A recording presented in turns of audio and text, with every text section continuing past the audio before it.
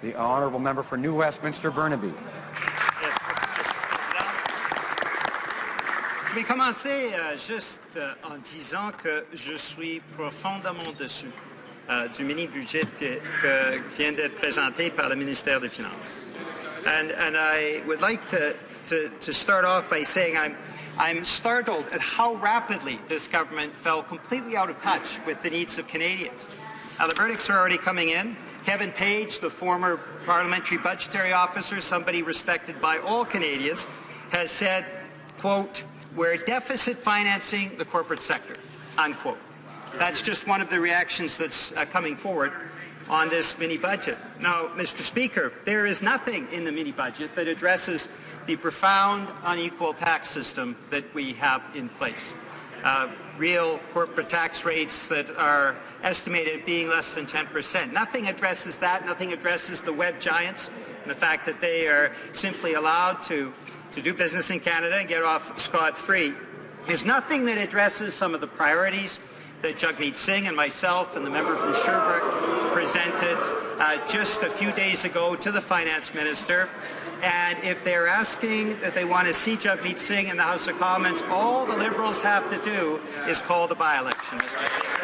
That's what the people of Burnaby South are asking for. So there's nothing in this mini-budget that deals with pharmacare and the Canadians that are struggling with a lack of pharmacare and the businesses that are having to pay billions of dollars a year to finance pharmacare. There is nothing in this mini-budget that deals with the profound housing crisis that we are seeing in our country. And I'll give you just a few examples later on, Mr. Speaker, but the reality is the housing is in a crisis. Affordable housing is in shortage in this country, and this mini-budget does nothing to address it. There's nothing that addresses the profound inequalities for Indigenous children that are often going to school financed per pupil per year up to $10,000 less than other Canadians. Nothing in the budget addresses that. But there are gifts, Mr. Speaker.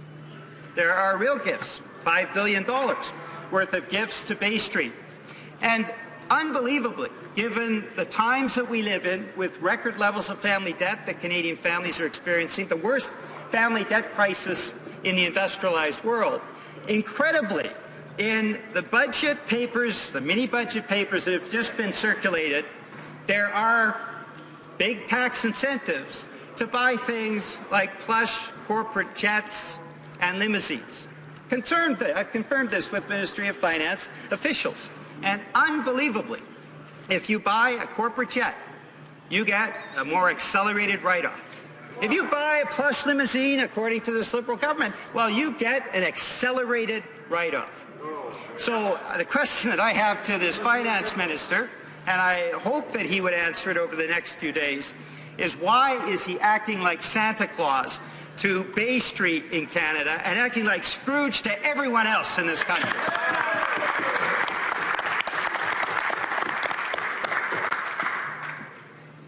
Because for regular Canadians, they see nothing in this mini-budget.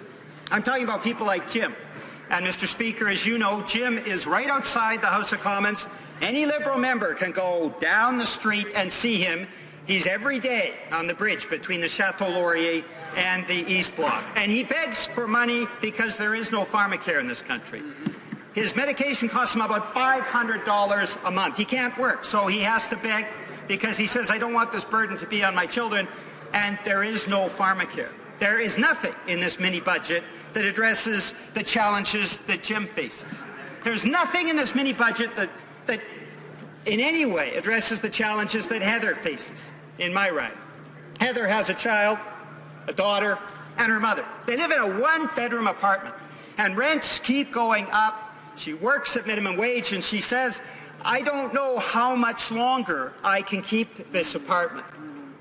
And if I lose this apartment, I don't know where I will go and where my family will go. There is nothing in this mini-budget that addresses that housing crisis in this country.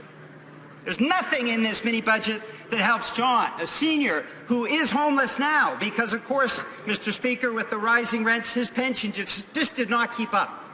And so for a time he lived with a friend, and then that didn't work out. he ended up on the street. Nothing in this mini-budget addresses the challenges that he is facing. He's not facing a challenge of lack of access to corporate jets and limousines. He's actually facing the challenges that many people in Canada are facing, and this out-of-touch government has done nothing to respond to his needs and his concerns. There is nothing in this mini-budget that addresses the concerns of Paul, who's a local business person. He wants to compete, but he has two problems. He's paying for a medical plan, for a drug plan for his employees because he wants to treat them right. He would hope that there would be universal pharmacare in this country because that would make a difference for his bottom line. And he says it's very difficult to get workers now because of the lack of affordable housing. So he says, if I want to have workers, they need to have access to housing. But nothing in this mini-budget responds to his needs.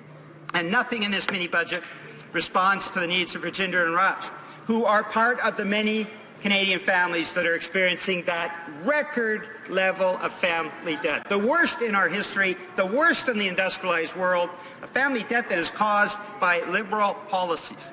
Nothing in this mini-budget addresses any of the needs of the people I've just mentioned, Mr. Speaker.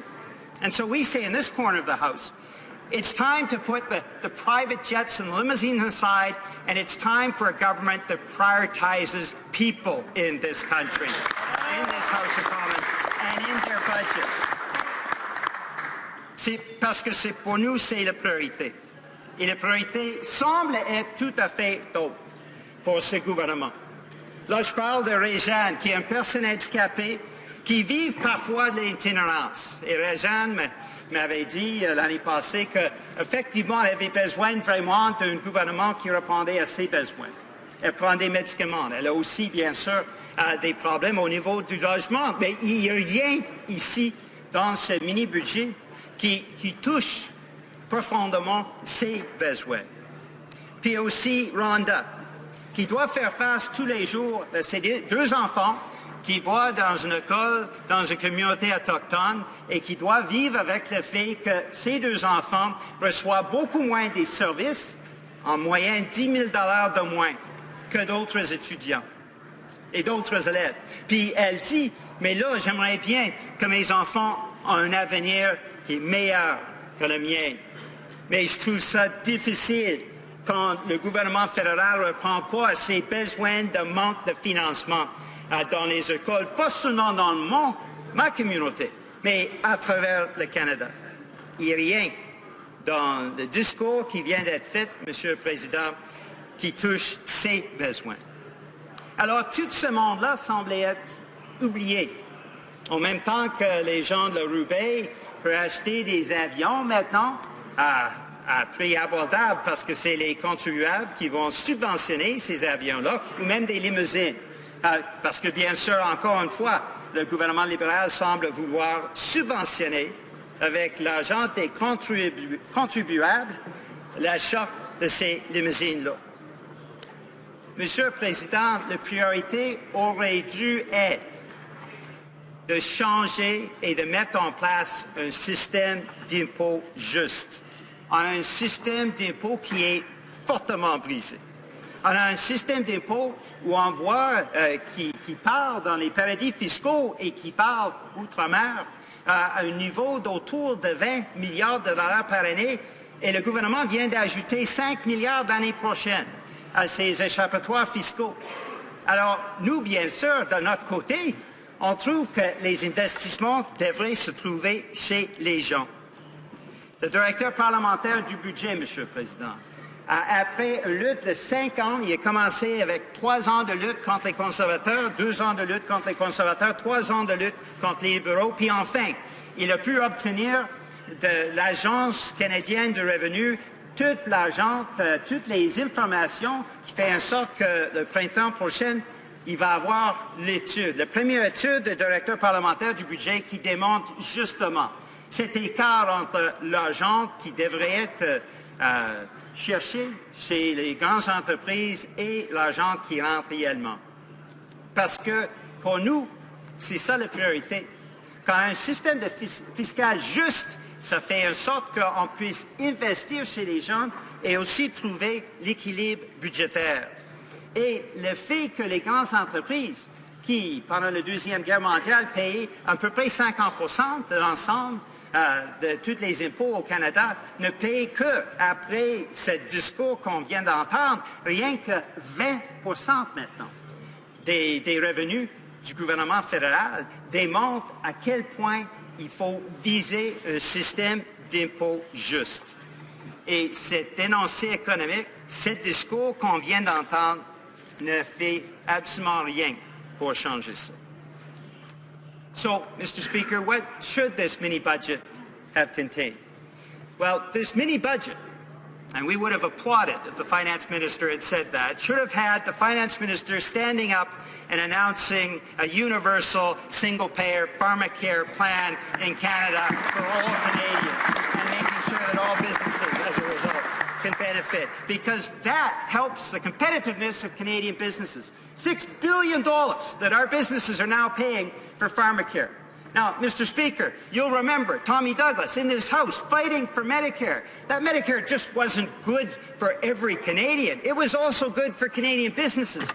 The average advantage per employee per year is $3,000 for a Canadian business compared to an American business. For each employee that a Canadian business hires, because of our universal Medicare system, they have a $3,000 advantage. American companies have to pay into those plans. Canadian companies don't. Can you imagine if the finance minister had stood up and announced universal single-payer pharmacare? We all would have applauded, and so would the business community have applauded, Mr. Speaker. This mini-budget should have contained an announcement that the government is now going to take seriously the crisis that we are facing, the affordable housing crisis that we are facing in this country.